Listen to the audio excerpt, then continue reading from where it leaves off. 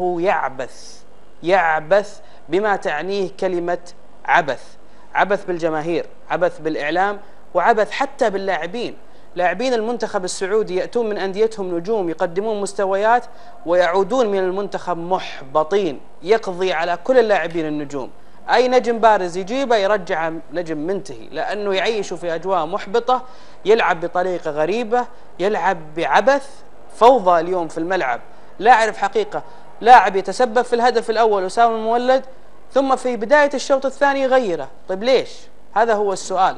لاعب يكون أساسي في المباراة الأولى وفي المباراة الثانية يخرج، ليش؟ لأنه تكلم. كثير من الأسرار حدثت بوجود هذا المدرب وبوجود الإدارة الضعيفة. إدارة عندها بالمناسبة قالت لأحد الإعلاميين إدارة المنتخب أن لديها ملف لكل إعلامي. هذا كلام أحد الإداريين الموجودين في المنتخب، لديها ملف لكل إعلامي. ليش؟ الإعلامي يقول أنت ملفك والله مش مضبوط معنا، أنت تنتقد كثير، ما نتعامل معك، أنت حبيبنا تعال. هذه طريقة حضارية في التعامل؟ هذا اسمه تخلف، هذه رجعية. لا يوجد إدارة واعية تتعامل بهذه الطريقة. عموما أعود وأقول أن المسؤول قبل كل هذا كله هو من تعاقد مع هذا المدرب، هو من جلس 6 أو 7 أو 8 شهور يبحث عن مدرب بكل إهمال، وبعد كذا لما ارتفعت أصوات الجماهير والإعلام يطالبون بمدرب، راح عشان يسكت الناس قال ما في إلا أسوي صفقة إعلامية قوية تكون عناوين في الصحف، الناس يهدون. واتجه للمدرب عاطل يوقع معه فلاشات، كاميرات، شخص، سفارة، صور، عناوين في كل مكان، هدوا الناس وسكتوا. المدرب وش قصته؟ وش قضيته؟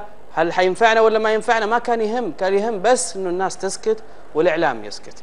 عموما هذا الكلام حقيقة اللي أنا أقوله يعني كان يجب أن أقوله، لأنه كل الجماهير الموجودين يحملون مسؤولية هذا الحديث. يعني حقيقة من السخف ألا أتحدث بمثل هذا الكلام، لأني سأكون خائن لأمانتي ومهنتي.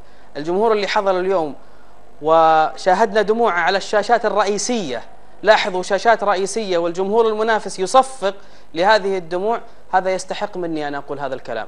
والله ما كنت أنوي حقيقة أن أقوله، لأني كنت أريد أن يعني ألتزم بأسلوب مختلف وطريقة مختلفة، لا أريد أن أكون انفعاليا. لكن بعد ما شاهدت هذه الصور كان لابد أن أتحدث، لأنني أعتقد أن هذه الدموع حملتني أمانة. عبد الرحمن الرومي.